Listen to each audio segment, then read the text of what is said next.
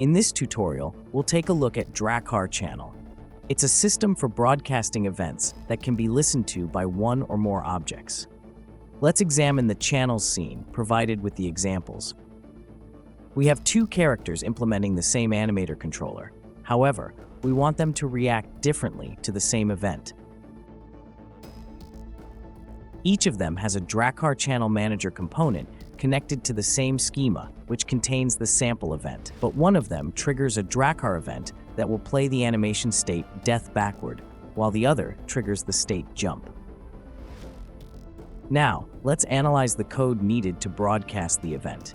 We've created a variable called channel of type DrakkarChannel. In the inspector, this appears as a reference to a Drakkar event schema and an event selector. In response to a key press, we activate the event using the execute method, just as we did with DrakkarEvents.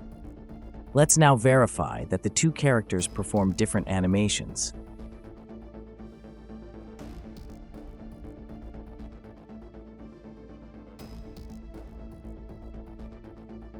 For more details, refer to the DrakkarEvents documentation.